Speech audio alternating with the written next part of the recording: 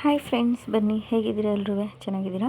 ಇವತ್ತು ಹುಳ್ಳಿಕಾಳು ಮೊಳಕೆ ಕಟ್ಟಿರೋ ಸಾಂಬಾರು ಮಾಡೋದು ಹೇಳ್ಕೊಡ್ತೀನಿ. ಬನ್ನಿ. ಒಂದು ಕ್ಯಾಪ್ಸಿಕಮ್, ಒಂದು ಬದನೆಕಾಯಿ, ಒಂದು ಆಲೂಗಡ್ಡೆ ನೀಟಾಗಿ ಕಟ್ ಮಾಡ್ಕೊಂಡಿದ್ದೀನಿ.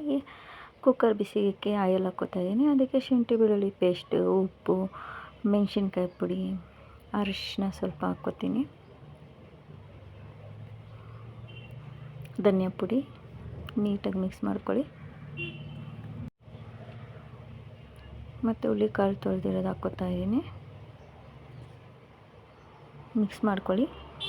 ಮಿಕ್ಸ್ ಮಾಡಿಕೊಂಡ್ರೆ ಮತ್ತು ಅದೆಲ್ಲ ಕ್ಯಾಪ್ಸಿಕಮ್, ಆಲೂಗಡ್ಡೆ, ಬದನೆಕಾಯಿ ಹಾಕ್ಕೊಂಡು ಅದು ಚೆನ್ನಾಗಿ ಮಿಕ್ಸ್ ಮಾಡಿ ಒಂದು 2 ಮಿನಿಟ್ಸ್ ಕುಕ್ಕರ್ ಗ್ಯಾಪ್ ಮುಚ್ಚಿ ವಿಸಿಲ್ಗೆ ಹಾಕ್ಬೇಡಿ, ಸುಮ್ಮನೆ ಮಸಾಲ ಚೆನ್ನಾಗಿ ಹಿಡೀಲಿ ಅಂತ.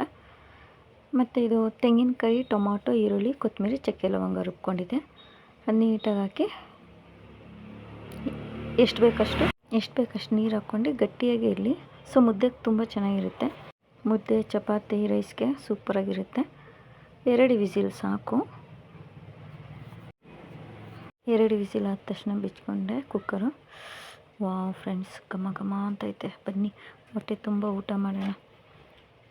ಓಕೆ ಫ್ರೆಂಡ್ಸ್, ಬಾಯ್.